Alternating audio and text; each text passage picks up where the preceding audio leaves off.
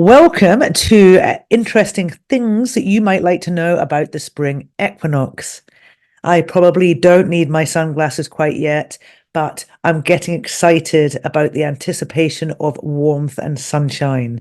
Yes, we're climbing out of the dormant, dark, gloomy winter into the light. Hi, I'm Jordana. Welcome to my YouTube channel and welcome to All Things Spring Equinox. So let's start with a few facts. The spring equinox is actually the moment in time when the sun passes across the equator, giving us equal day and night. So day and night are equal, light and dark are equal. And once upon a time, in medieval times, a long time ago, this was actually considered the new year. Now that makes a lot of sense because this time of year, we often feel a sense of new beginnings, and that's echoed in nature. More about that in a minute. So the feeling of spring.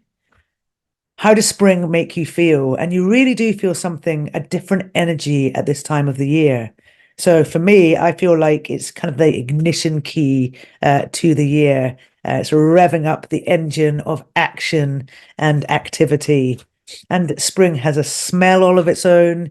It has that feeling of emerging from doom and gloom and darkness. The world is kind of awakening again.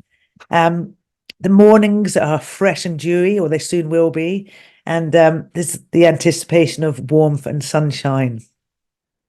So, if spring was a person, what kind of person would spring be?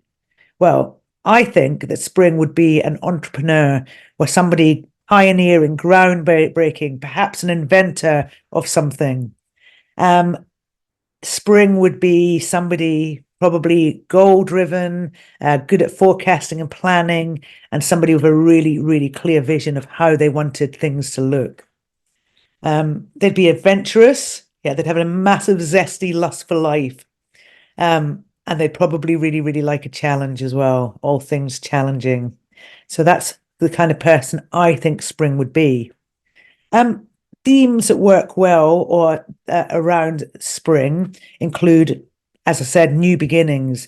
I mean, for most of us, it feels like the start of the year. And like I said, once upon a time in medieval times, it actually was. So spring is a really good time to make change.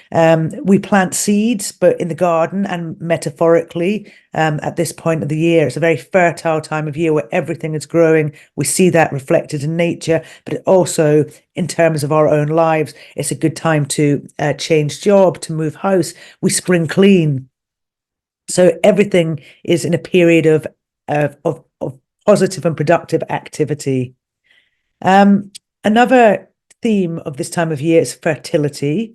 So it's a really short-lived period of fertile energy. And in the old days, Istra, the earth goddess, was honored at this time. And her name is the root of the word for the hormone estrogen. The tradition of the Easter Bunny and chocolate eggs at Easter are all connected to the celebration of fertility at the spring equinox.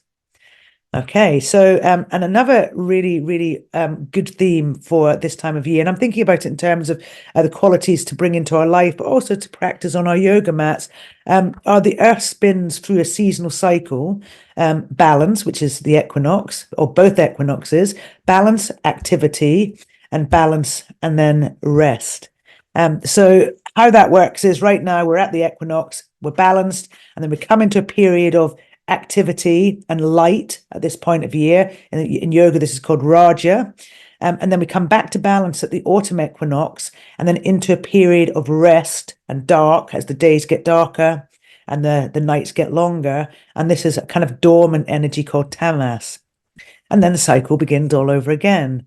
And since we are a part of nature, even though sometimes we feel disconnected, this is the time of growth and activity for us too. So it makes sense for us to develop these qualities at this time of the year, just to match the energy of spring. So the spring equinox is a great time to consider how to create balance in our own lives. So ways that we can balance things in our yoga practice, I think of three different ways. We can balance things with our bodies, energetically, and through meditation. So we'll go from the grossest to the subtlest. So starting with our physical practice, we can shift our weight, balancing one or both legs, or even balancing seated, nice balance through your sit bones. In terms of energetic, we can think about our prana, our life force, so balancing our energy. An alternate nostril breathing, Nadi Shodhana, so balancing the hemispheres of our brain through that particular breath. And finally, we can bring balance to ourselves via meditation, so cultivating the balance of mind and emotion. And this is known as equanimity, another equi word. So this will help us resist being tossed around by the ups and downs of thought and emotion by finding that calm center. So that is how the spring equinox affects our life and our worlds and helps us to balance our energy. Thank you for watching this video. I hope you enjoyed it. And if you have anything more fun facts or interesting information about the spring equinox or ways of using it to balance our energies, please, please, please comment below. I'm always looking for ways to deepen my own knowledge and understanding. And if you haven't subscribed to the channel yet, please subscribe.